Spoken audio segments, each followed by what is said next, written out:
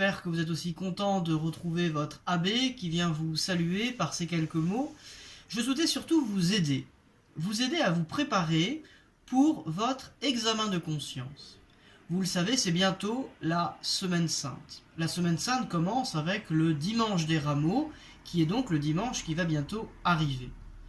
Et donc, l'Église nous recommande à nous, chrétiens, nous baptisés, de préparer notre cœur pour cette Semaine Sainte, pour la fête de Pâques qui est bientôt arrivée. Comment prépare-t-on son cœur? Eh bien par l'examen de conscience, c'est-à-dire en se mettant sous le regard de Dieu pour que Dieu vienne apprendre à notre cœur quelles sont les fautes que nous ayons pu faire et pour nous pousser à regretter nos fautes. Je voudrais, pour vous aider dans votre confession, vous raconter une histoire. C'est l'histoire d'un chevalier. Cela se passe il y a très longtemps, au Moyen-Âge. Eh bien, ce chevalier avait fait beaucoup de péchés, beaucoup de mauvaises choses. On dit même qu'il aurait payé des églises.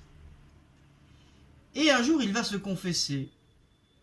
Pourquoi va-t-il se confesser? Parce qu'il se dit quand même, si je meurs, je n'irai pas au ciel. Peut-être même irai-je en enfer. Donc il faut absolument me confesser. Donc il va trouver un moine. Bénissez-moi mon père parce que j'ai péché. Il va lui raconter tous ses péchés. Et le moine, dans son cœur, va voir tout l'orgueil de cet homme. Oh, le moine ne s'effraie pas de tous ses péchés. Oh là là, il en a entendu pire. Mais le moine sent tout l'orgueil de cet homme. Et il lui dit, non, je ne peux pas te donner l'absolution. Au nom de Dieu, je ne peux pas te pardonner tes péchés. Parce qu'il y a trop d'orgueil en toi.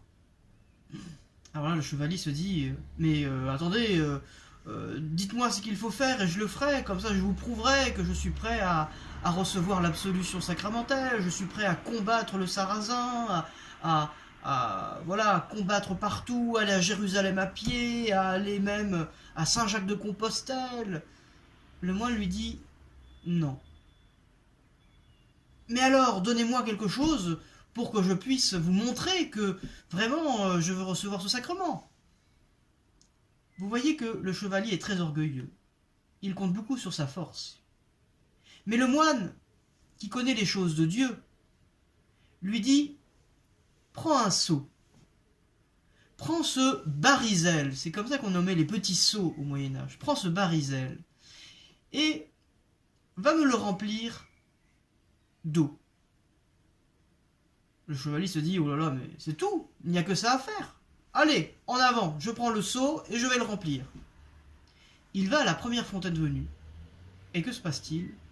Eh bien, par des trous invisibles, sitôt que l'eau est entrée dans le seau, l'eau disparaît. Le moine ne comprend pas, le chevalier ne comprend pas, qu'est-ce qui se passe? Il va voir le moine, il lui dit, regardez, j'ai mis de l'eau et il n'y en a plus. Le moine lui dit, remplis ce seau d'eau. Et alors le chevalier part à la rivière. Peine perdue, ça ne marche pas non plus.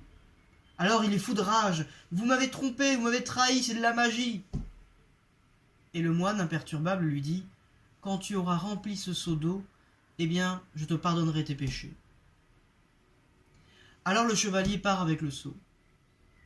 Il part. Il part dans toute la France, il va dans la mer, il va dans toutes les rivières, dans tous les fleuves, il va remplir son seau. Et le seau toujours, eh bien, il n'y a plus l'eau dans le seau, sitôt qu'il l'a rempli. Alors les années passent, et il retourne au monastère. Il va voir le moine et lui dit, « Mon père, je regrette, je n'ai jamais pu remplir ce seau d'eau. » Et pour la première fois de sa vie, le chevalier va verser une larme. Il va commencer à pleurer devant le moine. Ça ne lui était pas arrivé depuis une éternité. Et au moment où une larme tombe de sa joue et tombe dans le seau, voilà que le seau se remplit d'eau. Et à ce moment-là, le chevalier a compris. L'eau qu'il avait à remplir, ce n'était pas l'eau qu'il avait à remplir par sa propre force, mais c'était simplement le regret de ses fautes. Vous voyez, mes bien chers enfants, lorsque nous demandons pardon à Dieu, ce que Dieu regarde, ce n'est pas l'importance de nos péchés, mais c'est le regret de notre cœur. C'est le regret de la faute que nous avons faite. Et ce regret-là, eh bien, il porte un nom. Cela s'appelle la contrition. Le mot contrition vient d'un mot latin qui veut dire se déchirer, comme quand notre cœur se déchire de tristesse. Mon Dieu, je suis désolé du péché que j'ai fait. Mais pas seulement parce que j'ai peur de l'enfer, non, parce que je vous aime et parce que je suis triste de vous avoir offensé. Et c'est cela, mes bien chers amis, la vraie contrition. Donc vous voyez, ce conte nous montre une chose. Elle nous montre que il y a d'une part ce qu'on appelle la contrition imparfaite.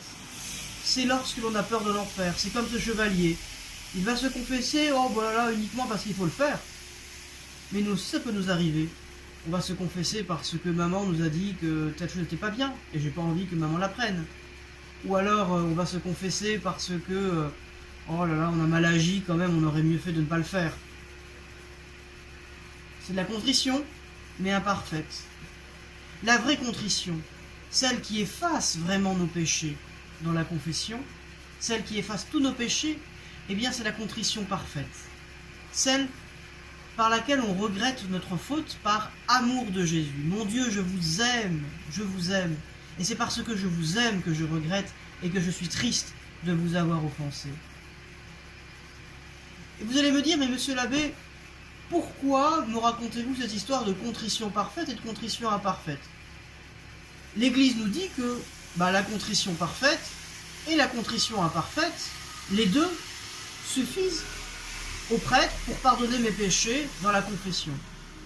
Même si ma contrition n'est pas immense, même mon regret n'est pas immense, eh bien, pourvu que je regrette un peu, cela suffit si je passe par le confessionnal. Vous avez raison, mes enfants, vous avez raison. Mais aujourd'hui, nous n'avons plus de confessionnal d'ouvert pour vous accueillir. Alors laissez-moi vous apprendre une chose importante. Lorsque on ne peut pas se confesser à un prêtre, eh bien, la contrition parfaite suffit pour effacer tous vos péchés. Je croyais qu'il fallait absolument passer par le confessionnal pour avoir ses péchés pardonnés. Eh bien, dites-vous bien une chose. Le plus important dans la confession, c'est la contrition. Et dès le moment que vous avez la contrition parfaite, le bon Dieu vous pardonne votre péché. Parce que le plus important, c'est le regret. Ah bon, alors dans ce cas-là, pas besoin d'aller se confesser. J'ai la contrition parfaite, et puis après, je m'en vais, et puis je ne vais pas voir de prêtre. Ça voudrait dire que vous essayez de tricher. Et ça, le bon Dieu, il le voit. Et quelqu'un qui essaie de tricher avec la confession, eh bien, c'est quelqu'un qui n'a pas vraiment la contrition parfaite.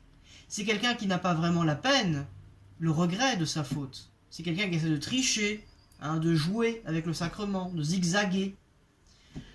Non, le vrai chrétien, celui qui veut voir son péché effacé, eh bien, il va dire, Seigneur, pardon pour mes fautes, j'ai la contrition parfaite, et dès que je le pourrai, pas maintenant parce que je ne peux pas, il n'y a pas de prêtre à côté, j'en vois pas, et puis en plus je suis enfermé chez moi, mais dès que je le pourrai, Seigneur, je vous promets, j'irai me confesser. Eh bien, mes chers enfants, si vous avez la contrition parfaite, c'est-à-dire que si vous regrettez parfaitement vos péchés, non pas par peur de l'enfer, non pas par le qu'en dira-t-on, non pas parce que ça ne se fait pas ou c'est pas bien, non. Si vous regrettez votre péché par amour de Jésus, et que vous vous dites, dès que je le pourrai, j'irai me confesser à un prêtre, eh bien, à ce moment-là, dès le moment où vous le pensez et vous le dites dans votre cœur, Jésus vous pardonne vos péchés. C'est merveilleux. Ce qui veut dire que même chez vous, mes bien chers amis, vous pouvez avoir tous vos péchés pardonnés. Mais la seule chose, c'est, vous l'avez compris, de regretter profondément son péché. Alors, c'est une porte immense que nous ouvre l'Église pour recevoir le pardon de Jésus, même chez nous. Donc, ayons vraiment ce regret-là. Disons dans notre prière, dans notre cœur, Seigneur Jésus, j'ai un regret immense de vous avoir offensé, non pas parce que j'ai peur de l'enfer, non pas parce que j'ai peiné ma maman, non pas parce que peut-être qu'un jour on va la prendre, non, je le regrette parce que je vous aime. Disons-le dans notre prière, après avoir fait notre examen de conscience, après nous être posés devant le regard du bon Dieu pour voir tous nos péchés. Ayons la ferme volonté d'aller nous confesser dès que nous le pourrons, et à ce moment-là, bien chers amis, à ce moment-là, le bon Dieu nous pardonnera tous nos péchés. Voilà, remercions bien le bon Dieu pour toutes les grâces qu'il nous offre, pour cette contrition parfaite qui nous permettra de nous libérer et d'être propres, d'être vrais, d'être beaux et lumineux pour accompagner notre Seigneur à la fête de la résurrection. À bientôt, que Dieu vous bénisse et je prie bien pour vous.